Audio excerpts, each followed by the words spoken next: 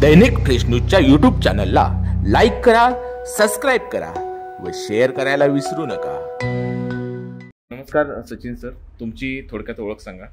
नमस्कार, मी सचिन किसन शिवदास, मूळचा राहणार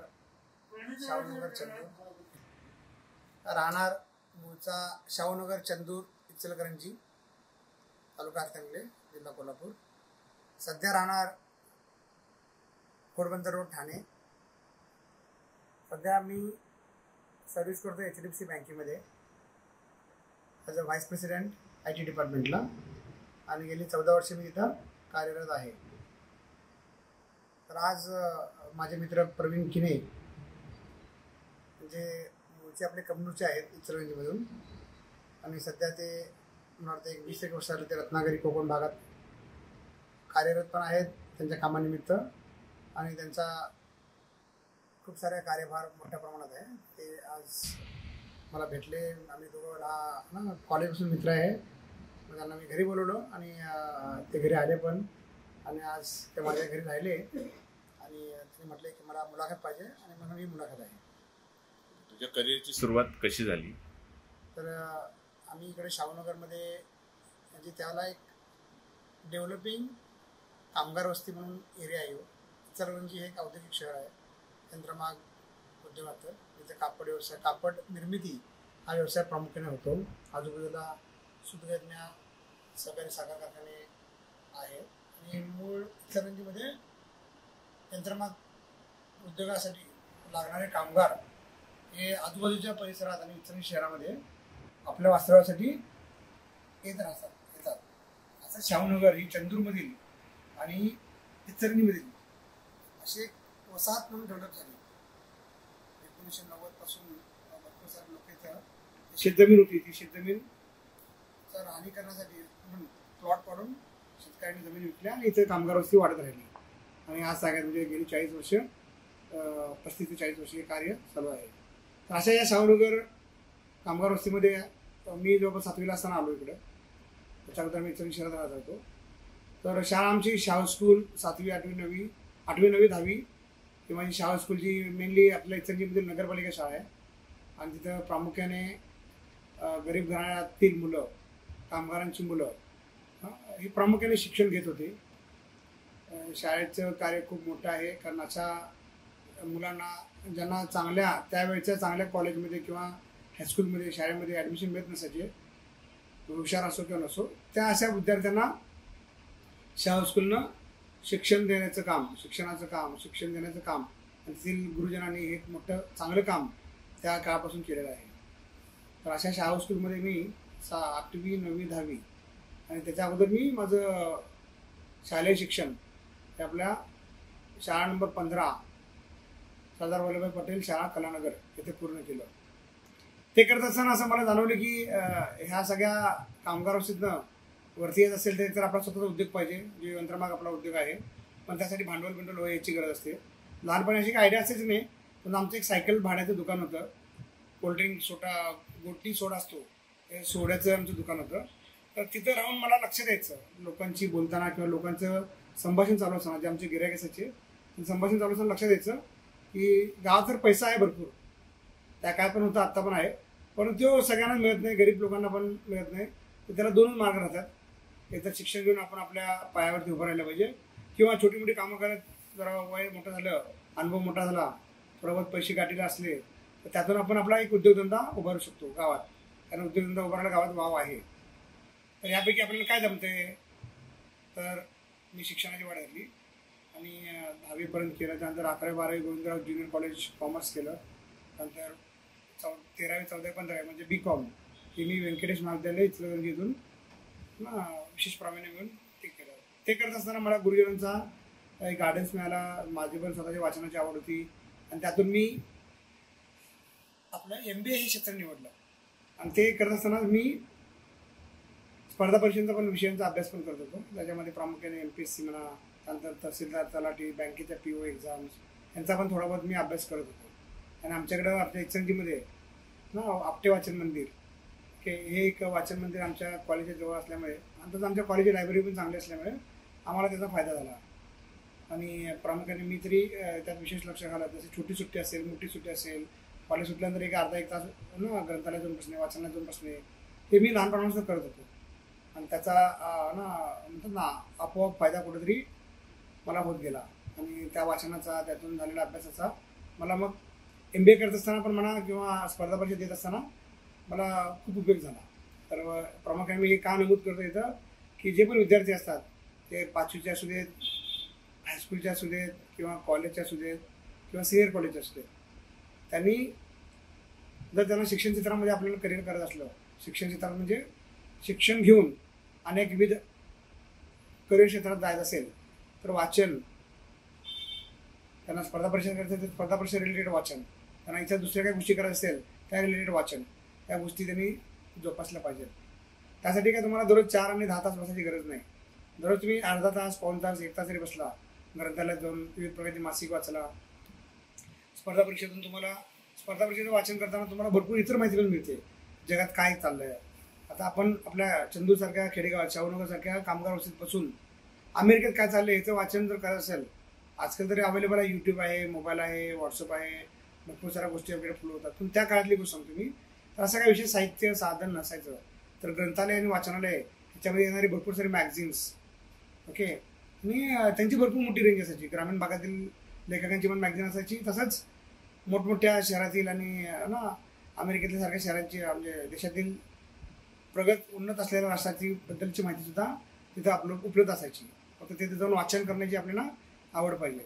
तर सांगायचं मूळ उद्देश हेच आहे, वाचनाची आणि अभ्यासाची आवड, ज्यांना विद्येच्या जोरावरती, ज्यांना शिक्षणाच्या जोरावरती करिअर घडवायचं आहे, त्यांनी ते जोपासलं पाहिजे. हे ठळक आणि मुख्य मुद्दा आहे. कारण असं म्हटलं गेलं आहे की तुमचं नशीब इथे तुम्ही स्वतः आणि तुमची विद्या या दोनच गोष्टी बदलू शकतात. आणि कमिंग बॅक टू, म्हणजे आपण जर विचार केला की तुम्हाला शिक्षणाच्या जोरावर करायचं नाही, पण तुम्हाला उद्योगधंद्यामध्ये कधी करायचं आहे, पण त्यासाठी पण शासनाच्या भरपूर साऱ्या योजना, ज्यासाठी तुम्हाला मिनिमम 10वी 12वी आणि ग्रॅज्युएशन हे पास असावं लागतं. त्याच्यातून तुम्हाला भरपूर साऱ्या योजनांचा लाभ घेता येतो. त्यासाठी किमान पात्रता मर्यादा जी असते शिक्षणाची, ती पण तुम्ही त्यातून पात्र असला तर तुम्हाला शासनाच्या उद्योगाच्या रिलेटेड संबंधित अशा भरपूर साऱ्या योजनांचा लाभ घेता येतो. त्यासाठी ॲप्लिकेशन करता येतं. बँकेत तुम्ही जर गेला, तुमची प्रोफाईल किंवा तुमचं जे उद्योगधंदा जे पण करायचं आहे त्याच्याबद्दलची तुम्ही फाईल बनवला, तर ती बनवताना पण तुम्हाला भरपूर सारा अभ्यास लहानपणापासून केला असल्यामुळे खूप उपयोग पडतो. ती फाईल कशी बनवायची आहे, त्याच्यात काय लिहायचं माहिती, किंवा तुमचा काही बँक मॅनेजरने इंटरव्ह्यू घेतला, तुमचे जे उद्योगधंदा करणार आहे त्याच्याबद्दल तुमची विशेष माहिती काय आहे, त्याच्याबद्दल तुम्ही व्यवस्थित एक शिकलेला माणूस आणि एक न शिकलेला माणूस ह्यातला फरक समोरचं माणसं ओळखतात. शिकलेला माणूस आणि न शिकलेला माणूस ह्यातला म्हणजे काय फरक, की विचार करून निर्णय घेणे आणि ते निर्णय घेताना एक 4 किंवा ज्या जरुरीच्या गोष्टी आहेत त्या सगळ्या गोष्टींचा सारांसार विचार करून एक आपला चांगला निर्णय एक शिक्षणातून थोडंसं समजायला बरं पडतं. वाचन आपल्याला इझिली होतं आणि वाचनातून आपल्याला अभ्यास म्हणजे ते वाचलेलं ते समजून येतं. असे प्रामुख्याने 4-5 गोष्टी आहेत ज्या शिक्षणातून माणसाला आयुष्यभर मिळतात. त्यामुळे शिक्षण हा तुमचा एक मेन महत्त्वाचा पाया आहे आणि विद्यार्थी जीवनात, विद्यार्थी दशेमध्ये तुम्ही त्यासाठी विशेष प्रयत्न केले पाहिजेत, हेच मी तुम्हाला आवर्जून सांगेन. आता उद्योगासाठी कसं आहे, कुठला पण उद्योग चालू करायचा असेल तर थोडी बहुत तुम्हाला त्या उद्योगामध्ये काम केलं असेल तर तुम्हाला त्या उद्योगातील आतली माहिती, अंतर्गत माहिती भरपूर साऱ्या प्रमाणात मिळत राहते. उदाहरण जर घ्यायचं असेल, आपल्या इचलकरंजीमध्ये यंत्रमाग हा उद्योग आहे, तर यंत्रमाग उद्योगामध्ये प्रामुख्याने लागतं काय, कापसापासून बनलेलं सूत आणि त्या सुतापासून कापड तयार करण्यासाठी लागणारी यंत्रसामग्री. आणि हे झाल्यानंतर त्या 2 बेसिक गोष्टी झाल्यानंतर त्या मार्केटमध्ये मला अवेलेबल होतात, सगळ्यांनाच अवेलेबल होतात. महत्त्वाचं राहतं की प्रशिक्षित कामगार, प्रशिक्षित दिवाणजी, प्रशिक्षित जॉबर, हेल्पर्स आणि माल खरेदी करणे, विक्री करणे ह्याच्याबद्दलचं थोडंसं मार्केटचं ज्ञान. ह्या सगळ्या गोष्टी तुम्ही जर म्हटलं की मला काहीच अनुभव नाही आहे आणि मी माझे पैसे आहेत किंवा शासनाचे पैसे घेऊन, थोडे बहुत घरचे पैसे घेऊन मी धंदा चालू करतो, तर तुम्हाला समजून यायला एक विशेष 2-3 वर्षाचा काळ जाईल आणि त्या काळामध्ये तुम्हाला नुकसान होण्याची पण शक्यता जास्त असते. आणि ते जर तुम्ही म्हटला की चला मला हा उद्योगधंदा करायचा आहे, पण त्यासाठी मी एक विशेष 6 महिने ते 1 वर्ष यंत्रमागावरती कामगार म्हणून एक 4-5 महिने काम करतो, दिवाणी म्हणून एक 4-5 महिने काम करतो, जॉबरचं काम कसं असते यंत्रमागासाठी लागणारी जी आपण रिपेरिंग किंवा माल मटेरियल खरेदी करतो त्यातील व्यवहार कसे होतात त्याच्याबद्दल जे कामगार किंवा एक नोकर म्हणून जर तुम्ही माहिती घेतला तर तुम्हाला अधिक चांगल्या प्रकारे तुमचा स्वतः बिझनेस चालू करायच्या अगोदरची माहिती मिळते. आणि मग तुम्ही तुमचं ज्याला पैसे घेणार शासनाला पैसे घेणार तर त्याला तो जबाबदारीचा विषय तुम्ही खूप चांगल्या प्रकारे पार पाडू शकता. सांगण्याचा उद्देश हेच आहे कुठला पण उद्योगधंदा करताना थोडंसं प्रयत्न करा त्याच्याबद्दलची माहिती घेण्यासाठी त्या क्षेत्रात जाऊन काम करा. 1 वर्ष करा 6 महिने करा 1.5 वर्ष करा पण त्याचा विशेष तुम्हाला फायदा नक्कीच होईल. आणि आमच्या गावातलं हे उदाहरण यंत्रमाग दिलं कारण आमच्या गावात घरोघरी यंत्रमाग उद्योगासारखा उद्योग आहे. तुम्ही इतर कुठला पण क्षेत्रातला उद्योग निवडा त्यामध्ये तुम्हाला हेच करावं लागेल. हे बेसिक स्टेप्स आहेत. तू सायकल पंक्चर काढत होता तेव्हा तुला कधी वाटलं होतं का की अशा पद्धतीने अधिकारी तू होशील? मला माझ्यावरती विश्वास तर होता कारण मी अभ्यास करत होतो आणि अभ्यासाचा जोरावरचा विश्वास तो मला लहानपणापासून होता. पण अशी काय अपेक्षा नव्हती आणि असं काय त्याला विचार केला नव्हता की अशा काही पोझिशन मिळतील वगैरे. आपल्याला एवढं मात्र माहिती होतं की आपण आपलं शिक्षण चांगल्या प्रकारे घेत राहायचं. आपल्याला ज्याला शिक्षणात चांगले मार्क पडतात आपण कष्ट करून ते आपण एक सामान्य कुटुंबातून घेऊन ज्याला आपण स्वतःचा अभ्यास करतो विशेष आपले कुठले क्लासेस न लावता वगैरे तरी पण आपल्या वर्गामध्ये पहिल्या 3 मध्ये किंवा 5 मध्ये नंबर येतो. तरी इथे कुठल्या विषयात आपल्याला वेगळे मार्क पडतात किंवा पहिल्या 1-2 विषयात आपण वर्गात पहिला येतो. त्याला जी शाबासकी मिळते आपल्या गुरुजनांच्याकडनं त्याला जे आपल्याला एक प्रोत्साहन विशेष उत्साह मिळतो आपल्या विद्यार्थी मित्रांच्याकडून तो त्याचं मोल त्या विद्यार्थ्याला समजत असतं ज्याला ते शाबासकी किंवा त्याला जी प्रशंसा मिळते. इतर कोणाला त्याचं मोल लवकर कळत नाही. हेवा वाटतो पण त्याचं मोल असतं जे मूल्य असतं ते त्या विद्यार्थ्याला कळतं आणि त्यातून त्याचा आत्मविश्वास कॉन्फिडन्स वाढत राहतो. पण असं म्हटलं जातं की पुस्तकी ज्ञानापेक्षा तुमचं व्यावहारिक ज्ञान हे खूप महत्त्वाचं असतं. मी तर म्हणेल दोन्ही पण महत्त्वाचं असतं. आता जर मला प्रश्न विचारला गेला मी लहानपणापासून आमच्या दुकानात म्हणजे सायकल भाड्याचं दुकान होतं तिथं आम्ही सायकल पंक्चर पण काढायचो. लोक सायकल घेऊन यायच्या त्यांच्या हवा गेली हवा मारून द्या पंक्चर असेल पंक्चर काढून द्या त्यांचे काय छोटी मोठी सायकल रिपेअर करायचे सायकल रिपेअर करायचो. आमचं सोड्याचं दुकान होतं तिथं पण आम्ही सोडा कोण कुठल्या दुकानात ऑर्डर दिली की बाबा आम्हाला 1 सोडा पाहिजे 10 सोडा पाहिजे 5 सोडा पाहिजे त्या घेऊन जायचो. लिंबू सरबत लस्सी सोडा. तर हे काम करत असताना मला भरपूर सारा व्यावहारिक ज्ञानाचा पण मला अनुभव आला. त्या काम करत असताना त्याचा जो मला फायदा झाला त्याच्यातून मला एक लोकांचे स्वभाव लोकांचं वागणं बोलणं लोकांचं चालचलन ह्याच्याबद्दलची मला विशेष माहिती मिळत गेली आणि त्याचा पण मला माझ्या पुढच्या करिअरमध्ये जीवनामध्ये विशेष फायदा झाला. आणि त्याला असं माझ्या काय मनात तसं नव्हतं की मी अधिकारीच होईल कारण प्रवीण जे विचारते त्याचा अर्थ असा की मी शासनाची स्पर्धा परीक्षा जी केंद्र शासनाची स्पर्धा परीक्षा पास झालो होतो. स्टाफ सिलेक्शन कमिशनतर्फे कक्ष अधिकारी ही क्लास 2 नॉन गॅझेटेड पोस्ट होती ती मी पास झालो होतो 2001-2च्या काळामध्ये. त्याला एक्झाम दिली होती आणि ती एक्झाम माझी होती पणजीला आणि इंटरव्ह्यू होता माझा मुंबईला आणि त्या दोन्हीमध्ये जवळपास 3 ते 6 महिन्याचा गॅप होता. आणि फर्स्ट पोस्टिंग जे मला आलं सिलेक्शन झाल्यानंतर ते माझं नागपूरला होतं. त्याला माझं पहिल्यांदा आमच्या घरी आमच्या दुकानामध्ये केंद्र शासनाचा नियुक्तीपत्र ज्याला भारत सरकारचा सील असतो तो सील असलेलं नियुक्तीपत्र पहिल्यांदा सगळ्यांनी बघितलं. त्यांना सगळ्यांना आश्चर्य वाटलं. अरे म्हणजे असं मी काय जास्त माहिती असं देत नव्हती किंवा असं लई दुकानात सांगत होतो की मी भरपूर अभ्यास करतोय किंवा मी स्पर्धा परीक्षा दिल्या वगैरे. मी आपल्या परीने प्रयत्न करत असत होतो. एकाला पण 2, 3, 4 स्पर्धा परीक्षेला फिरवत होतो आणि त्यातून माझं सिलेक्शन इकडे तिकडे होत राहायचं. पण विशेष म्हणजे केंद्र शासनाची कक्षाधिकारी म्हणून निवड झाल्याचं मला त्याला विशेष सगळ्यांच्याकडनं प्रशंसा झाली. न्यूजपेपरला पण माहिती आली होती. मित्रगण बाकीचे ना आपले नातेवाईक ते पाहुण्यांच्यामध्ये पण ती माहिती गेली आणि एक विशेष आनंद त्याला सगळ्यांना झाला. मला पण झाला माझ्या कुटुंबाला पण झाला मित्रपरिवाराला पण झाला. तर सांगायचं तात्पर्य एवढंच आहे तुमचा अभ्यास तुमची विद्या तुमचं व्यवहार चातुर्य या सगळ्याच गोष्टी तुम्हाला कुठंतरी पुढे जाताना मदत करतात आणि त्यांचा विशेष करून आपण ज्ञान आणि अर्जित करत राहणे हे आपलं प्रथम कर्तव्य ते आपण करत राहायचं. शासकीय नोकरी सोडून खाजगी नोकरी का पत्करली?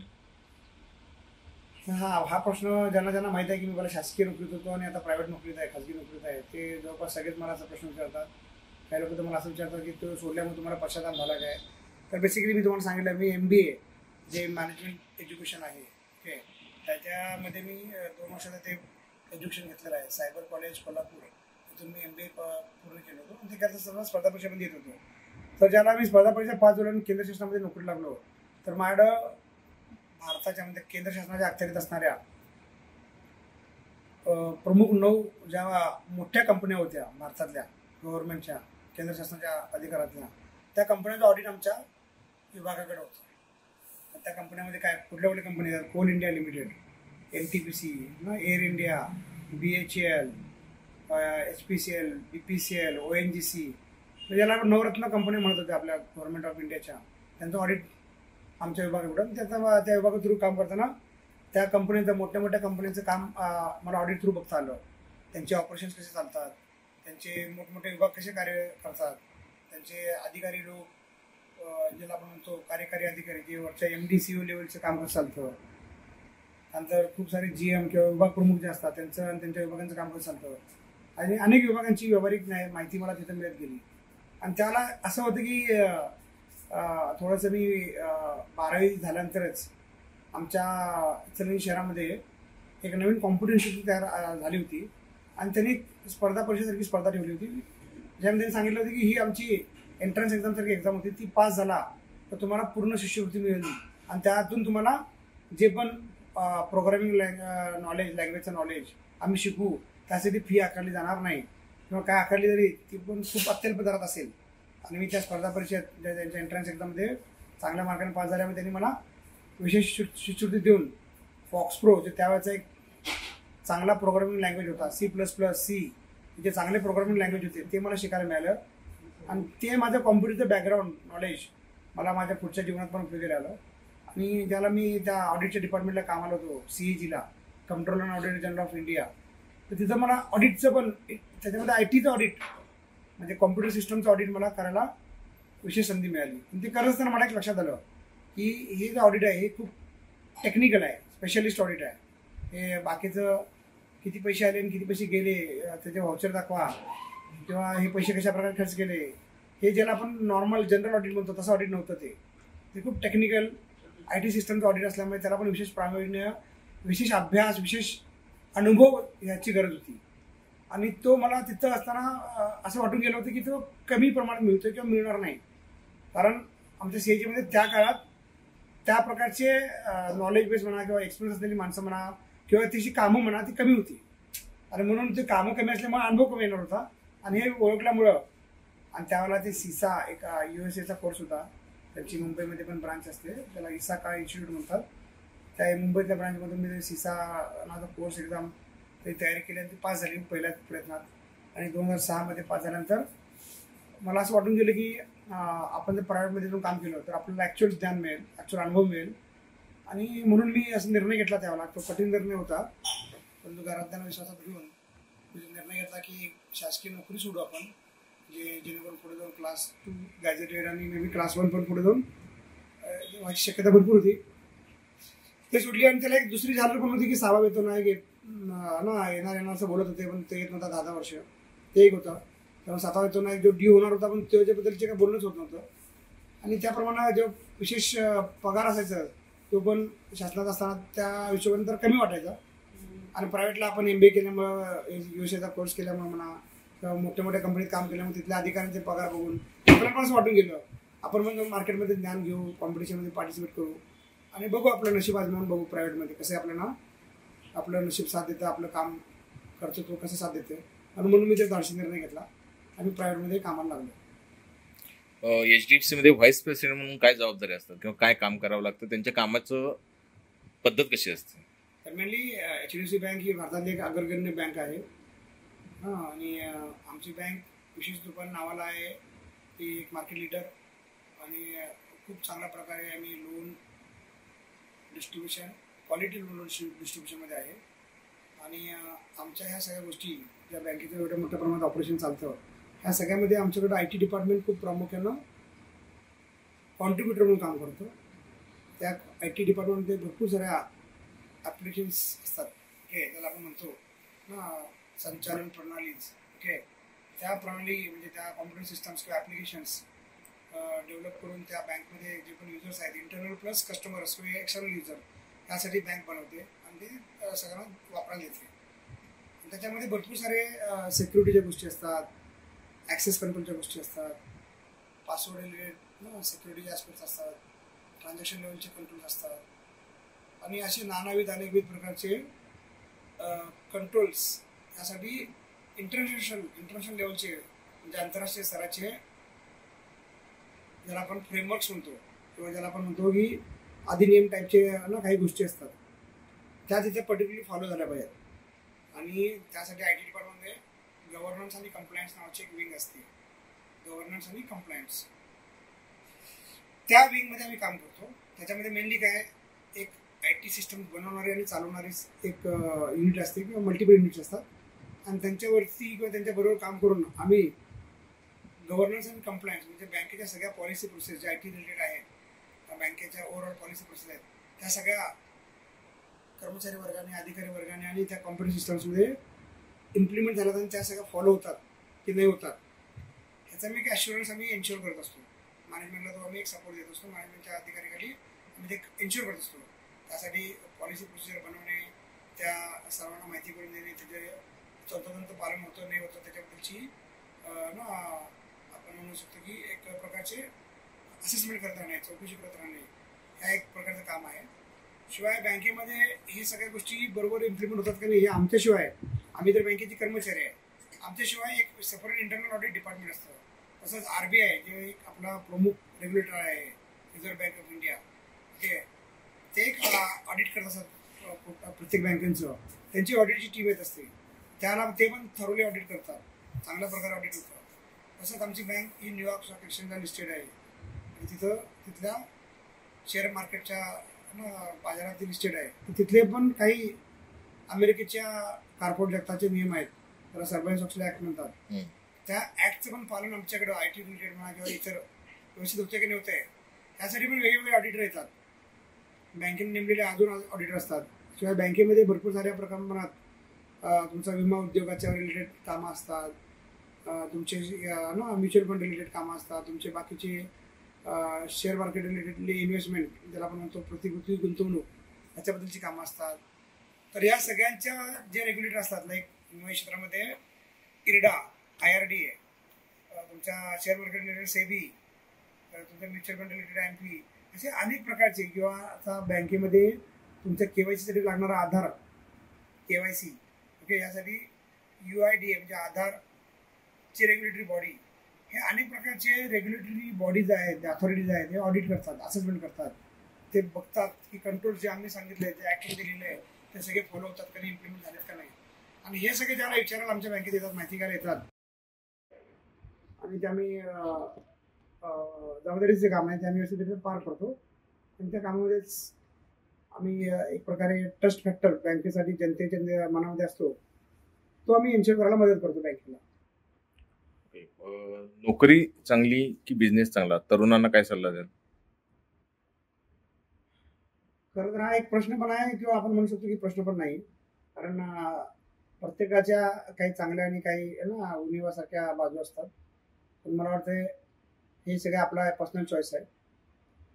आणि मी मगाशी सांगितल्याप्रमाणे जर आपण एखादा व्यवसाय करत असेल त्या व्यवसायामध्ये आपण जर काही वर्ष 1-2 वर्ष 3-4 वर्ष जर नोकरी केली तर आणि त्यानंतर तुम्ही व्यवसाय चालू केला त्या क्षेत्रातला तर तुम्हाला लवकर यश यायचं शक्यता जास्त असते तुमचा त्याच्यामध्ये अपयश येण्याची शक्यता कमी असते. तर मी म्हणाले दोन्ही कॉम्बिनेशन जर तुम्ही वापरला तर चांगला त्याचा फायदा ना दिसून येऊ शकतो. राहिला विषय दोन्हीपैकी एक काही निवडत असेल तर प्रत्येकाचा चॉईस आहे. नोकरीमध्ये तुम्हाला काय असतं थोडी बहुत आपल्याला मनशांती जास्त असते असं आपण म्हणू शकतो.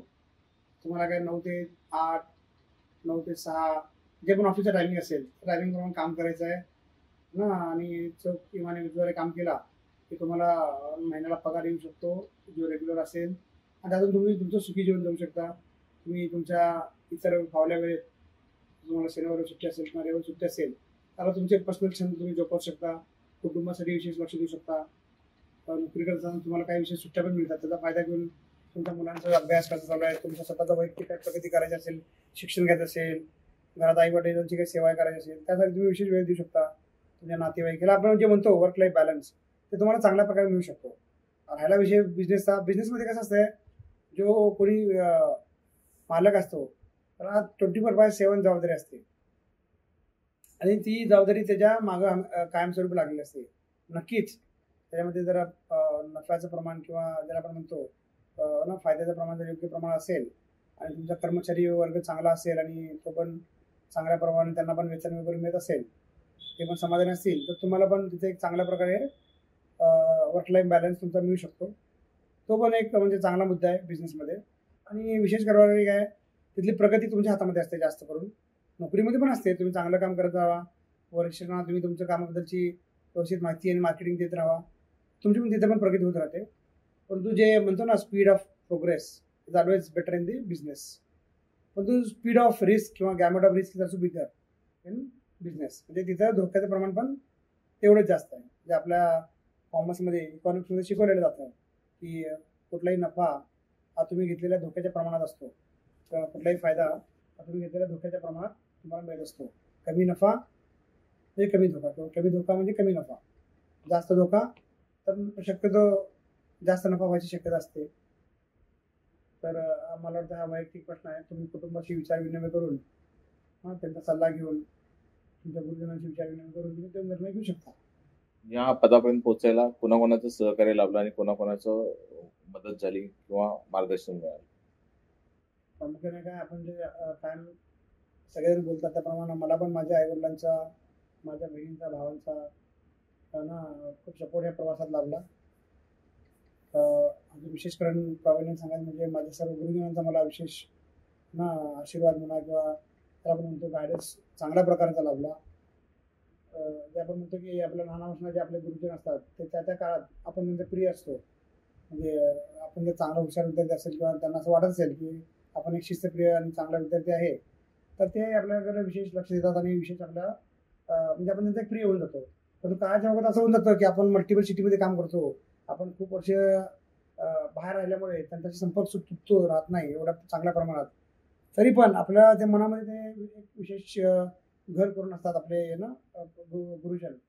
तर मला म्हणजे मी स्वतःला नशिबान समजेल की मला खूप चांगल्या प्रकारचे गुरुजन अगदी बालवाडीपासून मला मिळत गेले आणि त्यांचा पण माझ्या ह्या ना प्रगतीमध्ये सिंहाचा वाटा आहे. आपण जिथे पण काम करत असतो आपल्या विद्यार्थी देशात असू दे, तिथे आपल्या विद्यार्थी मित्रांचा, सवंगड्यांचा पण खूप खूप म्हणजे खूप मदत असते. खूप वेळा छोट्या मोठ्या गोष्टीमध्ये पण त्यांनी आपल्याला मदत केली असते. ती मदत पण खूप महत्त्वाची असते. तसं तुम्ही ऑफिसमध्ये काम करताय, शासनामध्ये कुठे काम करताय, तिथले पण तुमचे कर्मचारी ना मित्र असतात, अधिकारी मित्र असतात, तुमचे सिनियर वरिष्ठ असतात, त्यांचा पण वेळोवेळी तुम्हाला गायडन्स, मार्गदर्शन मिळतो. त्याचा पण खूप मोठा विशेष आपल्या प्रगतीमध्ये फायदा होतो. शिवाय तुम्ही ना तुमचा जो एक विशेष मित्रपरिवार असतो लहानपणापासून म्हणा किंवा जिथे जिथे राहताय तिथे, ते पण तुम्हाला विशेष एक कायम सहकार्य प्रोत्साहन देत असतात. शेजारी आपले असतात. म्हणजे तुमच्या जीवनात जवळपास सगळ्यांचा सहभाग प्रगतीत असतो. आणि म्हणून सगळ्यांचे विशेष धन्यवाद. आणि नक्कीच गुरुजनांचा आणि आईवडिलांचा, माझ्या कुटुंबातील सर्वांचा, विशेष करून लग्न झाल्यानंतर आपल्या म्हणजे नाव नाही घेतलं तर म्हणजे ते चुकीचं ठरेल ना, आपल्या धर्मपत्नीचा ना आणि माझ्या मुलांचा पण, त्यांचा पण मला खूप वेळेला काही गोष्टीमध्ये सल्ला मिळत असतो. ते जरी माझ्या वयाला लहान असेल तर आम्ही एक वैचारिक लेवलवरती मी जर मुलांच्यावर बोलत असतो आणि विशेष करून त्यांचा पण काही गोष्टीमध्ये अनालिसिस असतो आणि ते पण आपल्याला काही गोष्टी सांगत असतात. छोटा आणि मोठा असा विषय येत नाही. एखाद्याला ती गोष्ट जाणून आली आणि त्याने काही चांगली गोष्टी आपल्याला दाखवून दिल्या, आपल्या उणीव असू दे किंवा चांगली गोष्टी चांगली करून दाखवायची सल्ला असेल, कुणाकडून पण असू दे, तो आपण स्वीकारायची तयारी आपण ठेवली पाहिजे आणि ते स्वागतच केलं पाहिजे. नवीन मुलांना काय सल्ला? नवीन मुलांना मी सांगितल्याप्रमाणे प्रामुख्याने तुम्ही विद्यार्थी दशेमध्ये असेल तर अभ्यासाकडे विशेष लक्ष द्या. सर गुरुजन जे शिकवतात ते आल्यानंतर घरी आल्यानंतर परत उजळणी करा. तुम्हाला म्हणजे त्याच्याबद्दलची जी बावलपोहा असतो, भीती असते, तर ती कमी व्हायला चालू होईल. मी तर खूप लोकांना एक विशेष सांगतो की जो उद्या काय शिकायचं आहे, समजा तुम्हाला आज एखादा धडा शिकवला आणि तो धडा अर्धवट आहे आणि तुम्हाला माहिती आहे की परवा दिवशी नवीन धडा चालू होणार आहे, तर तो धडा किंवा तो लेसन किंवा तो चॅप्टर जो पण असेल ते तुम्ही लहानपणापासून म्हणा किंवा कॉलेजच्या जीवनात पण म्हणा, तर तो चॅप्टर किंवा तो धडा तुम्ही अगोदर वाचून जावा.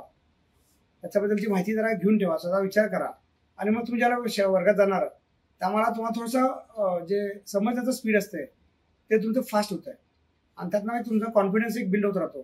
समजा विद्यार्थ्याला एखाद्या वर्गामध्ये एक 5-6 प्रश्न विचारले आणि त्या 5-6 प्रश्नामध्ये तुमचेच हात कायम वरती असेल आणि बाकीचे विद्यार्थी हुशार विद्यार्थी असतील किंवा नसतील पण त्यांचे 1-2 प्रश्नामध्ये हात वरती आहेत आणि तुमचे 6च्या 6 प्रश्नामध्ये हात वरती आहेत, तर तुम्हाला स्वतःचा एक विशेष अभिमान येतो गुरुजनांना पण कळतं की हा मुलगा अभ्यासू आहे, स्वतः तयारी करून येतो, बाकीच्या मित्रांना पण कळतं. आणि त्यामुळे तुम्हाला ना एक ऑटोमॅटिकली म्हणजे आपण म्हणतो ना तुमच्या विद्यार्थी मित्रांचा गुरुजनांचा विशेष स्नेह प्राप्त होतो आणि त्याच्यातून तुमची प्रगती पक्की होत राहते, तुमचा कॉन्फिडन्स वाढत राहतो. तर एक टेक्निक आहे. सगळ्यांनी असं नाही झालं पाहिजे की शाळा संपली आणि घरी आलो आणि काय छोटा मोठा एक सिलेबसचा आपण म्हणतो ना स्वाध्याय देतात सर, तेवढाच केला आणि वही बंद करून उद्या सकाळी उठलो आणि गेलो. ठीक आहे, विद्यार्थी दशेमध्ये आपण आपला खेळ खेळणे, मित्रपरिवारांच्या बद्दल ना आपल्या सवंगड्याबरोबर खेळणे हे पण विशेष जरुरी असतंच. त्याच्यातून तुम्ही शारीरिक जे म्हणतो वाढ आणि वृद्धी ती होत राहते आणि ती झालीच पाहिजे. परंतु एक टेक्निक प्रत्येक विद्यार्थ्यांना विद्यार्थी दशेत असताना लावलं पाहिजे. आणि हेच टेक्निक तुम्ही ज्याला मोठं होता तुम्ही तुमच्या नोकरीमध्ये म्हणा किंवा तुमच्या व्यवसायामध्ये म्हणा, हेच टेक्निक तुम्ही अप्लाय करायचं आहे. म्हणजे काय, तुम्हाला जे काम दिलं जाते किंवा तुमचं जे काम असते त्यातील अजून काय एक्स्ट्रा माहिती आपल्याला घेता येईल, अजून काय विशेष तयारी करता येईल, हे तुमचं कायम नजरे तुमच्या डोक्यात पाहिजे. आणि ते जर तुम्ही करत राहिला तर कॉम्पिटिशनमध्ये पण त्याला आपण म्हणतो ना की एक्स्ट्रा एज हा तुम्हाला कायमच मिळत राहील. आणि एक्स्ट्रा एजमुळे तुम्हाला एक्स्ट्रा फायदा कायमच होणार. आणि एक्स्ट्रा फायदा म्हणजे काय, तुमची लवकरात लवकर प्रगती होत राहणार. आयुष्यातील अतिशय वाईट घटना म्हटलं तर माझ्या वडिलांचं निधन. म्हणजे माझ्या वडील हे सांगायचं झालं तर ते जवळपास 2-3 वर्षाचे असताना प्लेगमध्ये साथ आल्यामुळे त्यांचे आई वडील वारले होते. माझे वडील आणि त्यांचे 2-3 बंधू होते पण वयाने छोटे होते आणि त्यांची एक बहीण. आणि आपलं आयुष्य खूप हलाखीत काढलं. आणि विशेष करून माझ्या वडिलांना लहानपणापासून दुसऱ्यांच्या घरात काम करायला लागलं, दुसऱ्यांच्या दुकानात काम करायला लागलं होतं. म्हणजे तुम्ही विचार करा की 3-4 वर्षाची मुलं काय असतात, अनाथ मुलं, त्या प्रकारे त्यांनी ते विशेष आयुष्य त्यांचं हलाखीत काढलं. त्यांना असं काही लहानपणी सुख समाधान त्यांना कधी लाभलं नाही. ज्याला आपली काही प्रगती होते त्याला आपल्याला असं वाटून जातं की आता वडिलांनी त्याचा अनुभव आणि उपभोग घेतला पाहिजे. परंतु त्याच काळामध्ये त्यांचं आपण म्हणतो शारीरिक त्याप्रमाणे राहणीमान नसल्यामुळे म्हणा किंवा अवस्था नसल्यामुळे किंवा लवकर त्यांच्या जाण्यामुळे त्याप्रमाणे विशेष दुःख आणि ती एक मोठी माझ्या आयुष्यातली घटना आहे. त्याचं मला दुःख काय वाटत होतं. आयुष्यातील सगळ्यात आनंददायक क्षण कुटुंबाबरोबर घालवलेले भरपूर क्षण आहेत. म्हणजे ज्याला माझी बहीण माझ्या घरी येतात, माझे भाऊ, आम्ही एकत्र राहतो. अविस्मरणीय क्षण. अविस्मरणीय असं मी कधी असं विशेष करून असं छोट्या छोट्या गोष्टीत मला अविस्मरणीय वाटत असतात.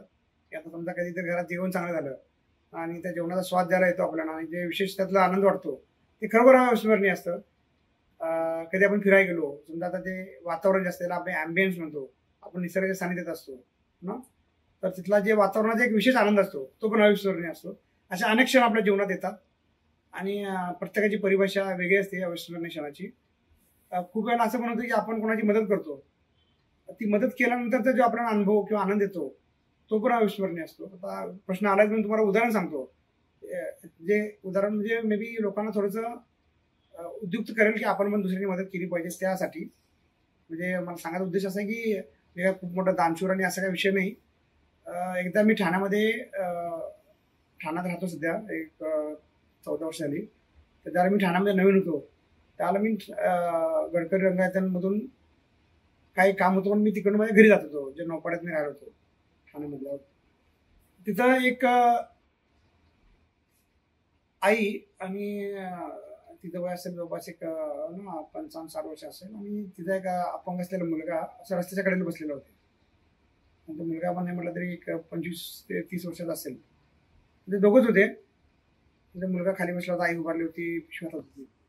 पण मला काय असं वाटून गेलं एकदम, अरे ते इथे उभारल्यात. मी जर पुढे गेलो परत मागं आलो, म्हणजे काय यांची जरा माहिती तर घेऊया. आणि त्यांना विचारलं, ते म्हटले आम्ही असं कोकणात आलोय आणि आम्हाला एक आमचा नातेवाईक म्हटला होता या तुम्ही आलेलं तुमची जे काही काम करतो किंवा राहायची सोय करतो वगैरे, आणि त्याचा काय फोन उचलत नाही किंवा फोन लागत नाही. आणि म्हणून आमचं मालक आहे ते म्हणजे त्यांचे नवरा हे आपण माहिती घ्यायला गेल्यात आणि आम्ही दोघं बसलो होतो. त्यांचं कोण नव्हतं. तर मी माहिती घेताना मी त्यांना म्हटलं चला माझ्या घरी, आणि थोडी त्यांना जरा विश्वास दिला आणि त्यांना माझ्या घरी घेऊन आलो. ते माझ्या घरी 1-2 दिवस राहिले पण त्यांचा त्या पाहुण्याचे काही संपर्क झाला नाही, काय नाही. तर त्यांचे मिस्टर पण आमच्या घरी आले, ते पाहुण्याच्या हुडकायला गेले होते. त्यांना काही शोधले सापडले नाही, घरी आले. म्हणजे आमचे 2-3 दिवस माझ्या घरी राहिले. आमचा कुठला परिचय नाही पहिल्याचा. अशा गोष्टीमध्ये रिस्क पण असते आजकालच्या जगामध्ये, सगळेजण दोन्ही बाजू बघायला लागतात. परंतु मला मनाला वाटून गेलं आणि मी ते काम माझ्या हातून घडलं म्हणा. आणि त्यांचं 2-3 दिवस काम झाल्यानंतर ते म्हटले ठीक आमचं काम झालं, आम्ही जातोय. तर नंतर कधी आमचा संपर्क नाही. परंतु जे बोललो की अविस्मरणीय गोष्ट काय, अशा छोट्या छोट्या गोष्टी असतात जे आपल्याला अविस्मरणीय गोष्टीचा अनुभव देऊन जातो. तर अशी मदत, योग्य काळजी घेऊन. इचलकरंजी आवडते की मुंबई? दोन्ही गोष्टी आवडतात. मुंबईची क्वालिटी आणि मुंबईतला जे राहणीमान आहे फास्ट लेवलचं, ज्याला आपण म्हणतो प्रगत राहणीमान, त्याचे पण विशेष फायदे आणि विशेष अनुभव तिथला पण चांगला आहे तो. त्यामुळे नक्कीच मुंबईला मी असं कधी म्हणणार नाही की मला गावचं राहणीमान आवडतं आणि शहरातला आवडत नाही. बॅलन्सिंग पाहिजे आपल्या व्ह्यूमध्ये पण. दोन्हीचे पण चांगले फायदे आहेत. गावात आलं तर तुम्हाला इकडच्या वातावरणाचा म्हणा, शेतीतल्या एरियातला, तुम्ही जर इकडे गाडी वगैरे जर फिरायला गेला 2 व्हीलरनं तर सगळ्या गोष्टी ॲक्सेसिबल असतात, तुम्ही फटाफट जाऊ शकता. जरा थोडंसं लांब गेला की तुम्हाला चांगल्या प्रकारे निसर्ग सानिध्य मिळतं. शेत जमीन असते, डोंगर वारा ना, तीर्थचित्र हे तुम्हाला लगेच भेटतात. आणि विशेष आपल्या गावाकडचा आपल्या मित्रपरिवार असतो ना लहानपणीचा, तो भेटतो, कॉलेजचा मित्र भेटतो. त्यामुळे कधी पण इकडच्या गोष्टीला पण कधी आपण विसरू शकत नाही. तसंच ते शहरामध्ये पण आहे. आता मुंबईमध्ये म्हणतात लोक, एक मुंबईला एक काय दिलेलं आहे, खूप लोकांनी असं एक त्याला चिन्हांकित करून ठेवलेलं आहे की सिमेंटचं जंगल असतं. तर मी तुम्हाला माझा अनुभव सांगतो. मुंबईला थोडंसं बाहेर पडा, 20-30 किलोमीटर 40 किलोमीटर. आता मी राहतो ठाण्यामध्ये. ठाण्यात जरा पुढे गेला की तुम्हाला कल्याणच्या पुढे कर्जत चांगले निसर्ग सानिध्याचे एरिया आहेत. तुम्ही कितीतरी पर्यटन स्थळ मुंबईच्या आजूबाजूला आहेत. म्हणजे मुंबईसारखी इंटरनॅशनल मेट्रो सिटी आणि त्याच्या बाजूला आजूबाजूला असणारी अनेक चांगल्या प्रकारची, त्याला हरित किंवा वनक्षेत्रातली त्याची भरपूर सारी पर्यटन क्षेत्र आहेत, छोटी छोटी आहे. धबधब्याचे अनेक ठिकाण कर्जत आणि तुमच्या त्या खोपोलीच्या एरियामध्ये आहेत. आमच्या ठाण्यामध्ये वनक्षेत्र आहे, संजय गांधी नॅशनल पार्क लागूनच आहे. तर तिथे खूप सारे आणि जॉगिंग एरिया आहेत. ठाण्यामध्ये स्वतः त्याला तलावाचं शहर म्हटलं जातं. नागपूर सारखंच, भोपाळ सारखं एक तलावाचं शहर आहे. तर कित्येक तलाव आहेत, सुशोभीकरण केलेलं आहे आजकाल. तिथं तुम्ही जाऊन तुमचा वेळ घालू शकता. तर हे शेवटी कसं आहे, सुख हे कधी पण आपल्या मान्यावर असतं, अनुभव चांगला वाईट आपल्या मान्यावर असतो. तर दोन्ही पण गोष्टी नक्कीच चांगल्या आहेत. पुढचं टार्गेट काय, व्हाईस प्रेसिडेंट की बिझनेस? पुढचं टार्गेट तेच आहे, आपण आपलं काम चांगलं करत राहायचं, प्रगतीसाठी विशेष प्रयत्न करायचे. असं नाही की असेल माझा हरिद्र आनंदीर खाटल्यावरी. ज्या पण तुम्ही क्षेत्रात आणि ज्या पण लेवलला तुम्ही असताय तिथून आणि परत काम करत आणि प्रगती करत तेच करत राहायचं. आणि थोडं चालाक पण असलं पाहिजे आजकालच्या दुनियामध्ये, थोडं स्मार्ट राहिलं पाहिजे आपण. जर एखाद्या ठिकाणी आपण काम करतोय, भरपूर काम करतोय, आपल्याला असं वाटतंय आणि आपण बाहेरचे जग पण बघत असतोय, कम्पॅरिझन पण आपण करत असतो. करायची गरज नसते खरं तर, पण तू करत असतोय. आणि तुम्हाला तर कधी वाटून गेलं की तुमच्या योग्य प्रमाणात प्रगती होत नाही, तर तुम्ही स्वतः निर्णय घेऊ शकता. तुम्ही जॉब स्विच करू शकता, तुम्ही तुमच्या स्वतःच्या वाटा चुकावू शकता, अवलंबून त्या तपासू शकता. तर या म्हणतात ना, अनेकविध प्रकार तुमची प्रगती तुम्हाला डोक्यात ठेवायची आहे. आणि जसं मी पहिलाच बोललो की काम करत राहणे, प्रगती करत राहणे, त्यासाठी स्वतःची कॉम्पिटिशन करत राहणे. आणि ज्या 2 गोष्टी म्हटल्या जातात की एक हातात आपलं नशीब असतं, आपल्या जे एक त्याचे काही प्रमाणात त्याच्या साथ असते, दुसरं म्हणजे तुम्ही जे कर्म करत असता, प्रारब्ध तुम्ही स्वतः लिहित असता. या दोन्हीचं कॉम्बिनेशनमध्ये तुमची प्रगती करत राहणे. व्हाईस प्रेसिडेंट आणि त्याचा प्रेसिडेंट होणे किंवा सिनियर व्हाईस प्रेसिडेंट होणे हे आपल्या मोठ्या आयुष्यामध्ये, तसं म्हटलं तर छोट्या गोष्टी असतात. मोठ्या आयुष्यामध्ये आपल्याला काय, समाजोपयोगी काम करत राहणे, समाजासाठी आपण किती प्रमाणात, आपल्या कुटुंबासाठी किती प्रमाणात आपण म्हणतो ना सहकार्य करतो, त्यांची प्रगतीमध्ये कसा आपण सहभागी होऊ शकतो, आपल्याकडनं काही योगदान देऊ शकतो. तो कुटुंबासाठी म्हणत नाही मी, आपल्या शेजारी पाहिजे असू दे, आपला समाज असू दे. समाज म्हणजे तुमचा वैयक्तिक धार्मिक समाज नाही, तर तुमचा जातपाती समाज नाही, तर समाज म्हणजे ओव्हरऑल सगळी पॉप्युलेशन, म्हणजे ओव्हरऑल आपलं सगळे समाज जीवन, त्याच्यामध्ये तुम्ही कसल्या चांगल्या प्रकारे योगदान देऊ शकता, हेच आपलं प्राथमिक ध्येय पाहिजे.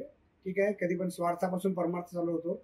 स्वतःला पहिला व्यवस्थित बनवा, प्रगती करून घ्या आणि ज्या प्रकारे तुम्हाला काय समाजासाठी योगदान करता येईल तेवढं करत राहा, हेच ध्येय असायला पाहिजे.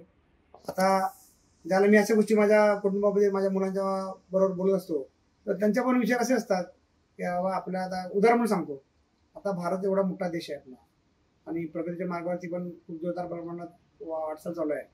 परंतु एक उदाहरण घेतलं आपण ऑलिम्पिक, तर खूप छोटे छोटे देश आहेत भारतापेक्षा पण त्यांची मेडल टॅलीमध्ये त्यांचे नंबर जास्त असतात, सुवर्ण पदकामध्ये म्हणा, रौप्य पदकामध्ये म्हणा. आणि आपल्याकडं एवढं रॉ टॅलेंट आहे ऑल ओव्हर इंडिया, पूर्ण भारतभर एवढे देश आहेत. आपल्या सगळ्यांना माहीत असेल पण की अनेक युरोपियन देश म्हणून आपला एक देश बनतो, जे लोकसंख्या प्रमाणात म्हणा किंवा एरिया क्षेत्रफळाच्या दृष्टिकोनात म्हणा, आणि तसं म्हटलं तर पूर्ण नॅचरल रिसोर्सेस किंवा ह्युमन रिसोर्सेस ज्याला आपण म्हणतो मनुष्यबळ, विकसित मनुष्यबळ या हिशोबानं. तर अशा मोठ्या प्रगत देशामध्ये ऑलिम्पिक सारख्या आंतरराष्ट्रीय स्पर्धेमध्ये टॅली जी असते ती थोडी कमी असते. ठीक आहे, आपल्यावरती परकीय राज्य होतं खूप वर्ष, त्यानंतर आपला इंडिपेंडन्स झाला आणि त्यानंतर आपला एक बेस बनवायला वेळ जातो कुठल्या पण देशाला. तसं ते आपल्या वैयक्तिक जीवनात पण असतं. तुम्ही गरीब असला तुमच्या 1-2 पिढ्या तुम्हाला योग्य शिक्षण घेऊन एक लेवलवरती येण्यामध्ये जातात आणि त्यानंतर 2-3 दुसऱ्या पिढ्या त्या तुमच्या प्रगती मार्गावर जोरदार घोडदौड करू शकतात. तसंच कुठल्या पण देशात असतं. तर आपला तरी आपण म्हणतो खूप हजारो वर्षांचा आपल्याला इतिहास आहे, पण काही मधली वर्ष, अनेक वर्ष, शतकं आपण गुलामगिरीत असल्यामुळे किंवा दुसऱ्या परकीयांचं राज्य आपल्यावरती असल्यामुळे आपली मानसिकता म्हणा, आपला संस्कृती म्हणा, ह्या थोड्या मागे गेल्या होत्या. आता एक नवीन काळ चालू होते भारतासाठीचा आणि आपण प्रगतीपथावरती आहे असं एक सर्वसामान्य मत आहे. आपण जे अनुभवतो पण खूप साऱ्या सिटीमध्ये मेट्रोचं काम चालू असतं, खूप साऱ्या शहरामध्ये औद्योगिकरणाचं काम चालू असतं, खूप साऱ्या शहरामध्ये बघितलं तर शिक्षणाचे स्तर वाढलेलं आहे, खूप साऱ्या ठिकाणी खाजगी शिक्षण संस्था आहेत. हे सगळ्यांचं हे सगळ्या प्रतिकात्मक गोष्टी आहेत.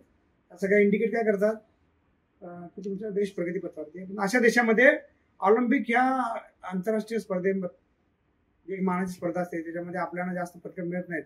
तर जास्त पदकं मिळाली पाहिजेत. एक आपण म्हणू शकतो त्यात जर आपण काही काम करू शकलो तर ते समाजासाठी योगदान म्हणून असेल. आता ते काम कशा प्रकारे करता येईल, तुम्ही जास्त पैसे कमवा आणि त्यासाठी फंड द्या, किंवा तुम्ही स्वतः जाऊन गावागावात चांगलं टॅलेंट कुठं असेल ते बघा आणि तुमची संस्था स्वतःची काढा एक आणि त्या संस्थेतर्फे चांगले खेळाडू घडवा. ऑफकोर्स हे मोठं काम आहे, पण त्या गोष्टी झाल्या पाहिजेत. त्यासाठी तुम्हाला पाहिजे तुमची स्वतःची टीम बनवा, समविचारी लोकांना एकत्र आणा आणि त्यातून असं काहीतरी एक सामाजिक कार्य घडवून आणा करा, तुम्हाला समाजाला उपयोग आहे. दुसरं उदाहरण सांगतो. खूप साऱ्या शहरामध्ये लहान मुलं आई वडिलांच्यापासून हरवले जातात. म्हणजे काही चुकून होतात, काही ना क्रिमिनल माइंड असतात किंवा अशा काही व्यक्ती असतात त्या हिरावून घेतात. म्हणजे त्याला आपण मुलांची आपली ताटात उडते. तर तो अतिशय वेदनादायक क्षण असतो त्या आणि काळ असतो त्या आईवडिलांसाठी म्हणा किंवा त्या मुलांसाठी म्हणा. म्हणजे त्या शब्दामध्ये आणि असं काही इंटरव्ह्यू सांगता येत नाही. ज्याला म्हणतो ना त्याचं त्यालाच कळतं. तसं ते असतं. तर तो एक संवेदनशील विषय आहे.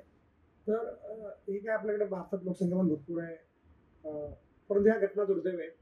अशा घटनांच्यासाठी जर आपण काही सामाजिक संस्था काढली असतील भरपूर आता पण, आणि अशा संस्थांशी आपण जोडलो गेलो आणि तिथं अजून चांगल्या प्रकारे काम कसं करता येईल किंवा आपल्याकडनं काय करता येईल, म्हणजे मला सांगायचा उद्देश काय की जे ह्या दुःखदायक गोष्टी आहेत, घटना आहेत, त्यातून त्यांना शोधून कसं त्यांना परत त्यांच्या आईवडिलांशी मिळवता येईल आणि त्यातला जे त्यांना आनंद मिळेल त्यातला एक आनंदाचा आपण सहभागी झालो याचा जो आपल्याला आनंद असेल तो जसं मी बोललो त्याप्रमाणे अमूल्य असेल. तर अशी काही घटना आमच्या काही एरियासाठी कार्य करण्याची लॉंग टर्ममध्ये इच्छा आहे आणि विशेष प्रयत्न करू त्यासाठी असं मला तरी वाटतं. आणि मी तुम्हाला सांगण्याचा उद्देश काय, तरी माहिती दुसऱ्यांना पण गेली पाहिजे आणि त्यातून लोकांना लक्षात आलं पाहिजे की अशा काही गोष्टी आपण करू शकतो. फक्त एका ठिकाणी दान दिलं म्हणून काम होत नाही, पण दान देणं हे पण चांगलं काम आहे, त्याला कधी पण दुय्यम म्हटलं नसलं पाहिजे. परंतु फक्त दान नाही तर तुम्ही स्वतः आपलं काम आणि वेळ आपण दिला पाहिजे, त्याचा विशेष प्रयत्न केला पाहिजे. हेच मला वाटतं एक सामाजिक ध्येय असलं पाहिजे. ठीक आहे, धन्यवाद.